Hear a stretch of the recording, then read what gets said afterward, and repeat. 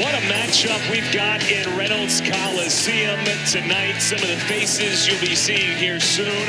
Isaac Trumbull, Trent Hidley.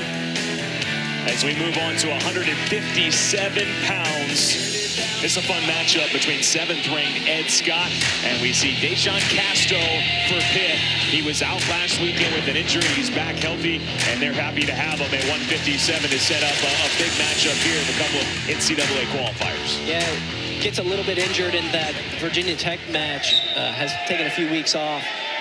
Not the guy you want to see after a couple-week break. Ed Scott's very dangerous, but Casto is very explosive too. He's got great leg attacks.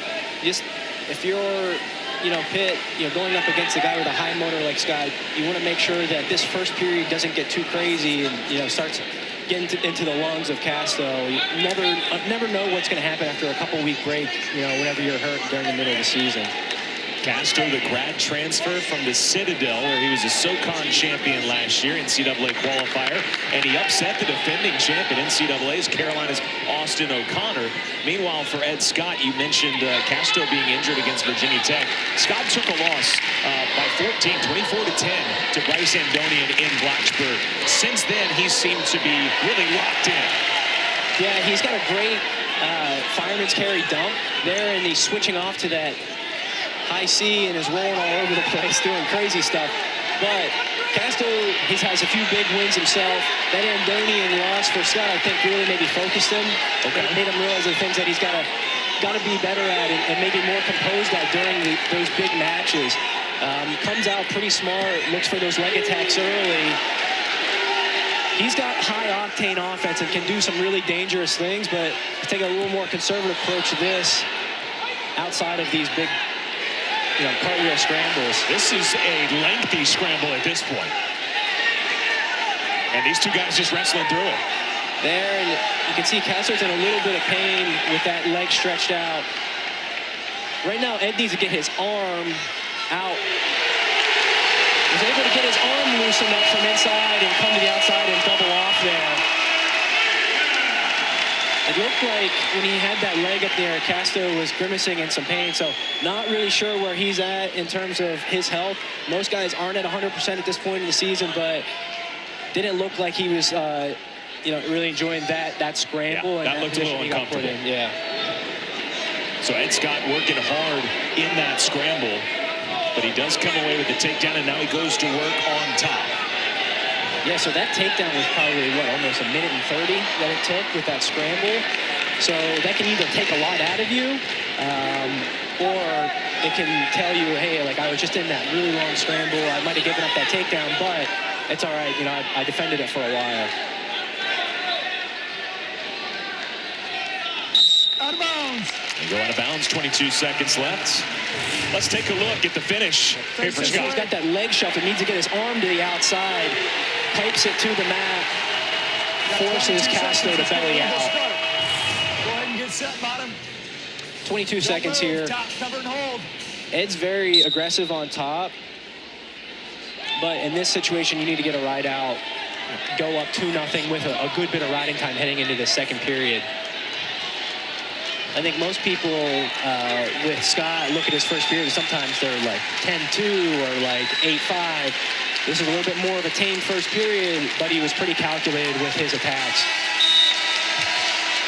So a takedown for Scott in the first period.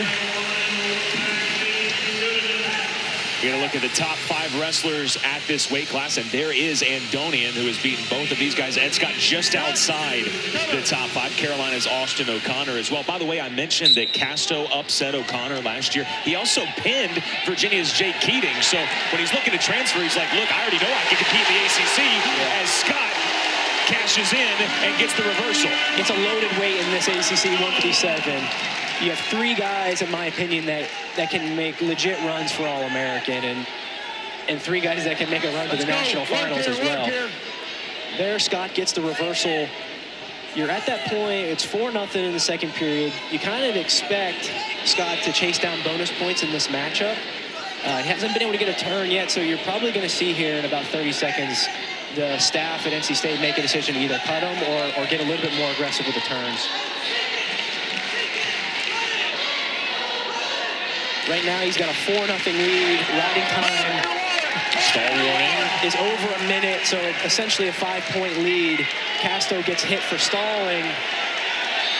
He keeps being aggressive on top.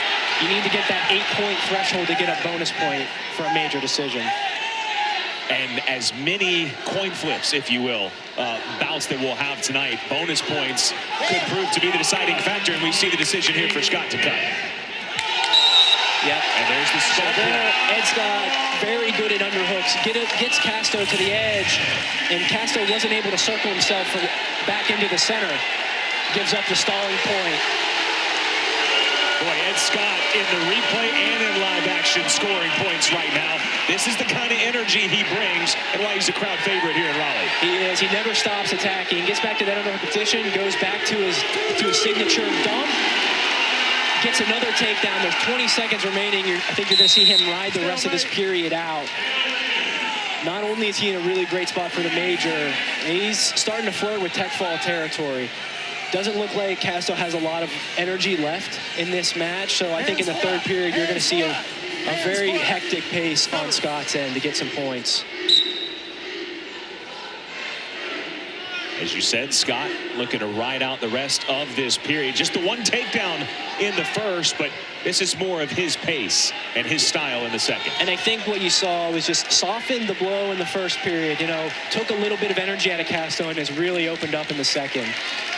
Against guys that have great attacks like Casto, there's, you know, pretty good double leg, pretty good from space. You've got to take them, you know, one step at a time.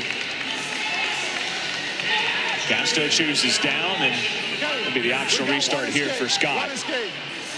So what this tells me, Ed Scott starts on top, gives the free release. That shows that he's hunting. He's looking for more bonus points. He's going to be offensive on his feet. He's extremely dangerous from his feet for feet-to-back moves, and I think that's his best chance to get a lot of back points in this match.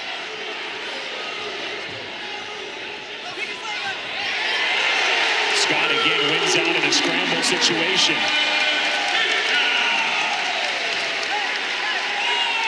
Casto, a guy that in his first 3 years in college, he was at 65. He dropped down and had that success last year, and now he's sticking at 157. The ride time, as you see, over 3 minutes, and that tells the story. Scott with that last takedown. He is in major decision territory now. Tilt And his coming for first hit. Scott. And there's 2 swipes. There's a 4th. He's going to look to switch off to a half and look for the pin now. He's got to get his weight back.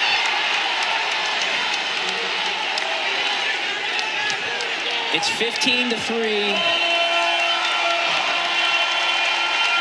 Riding time point, 16-3. Isn't going to matter. He's going to get the tech fall now with the back points. He's got 4 more swipes. 2 huge moves in the third period.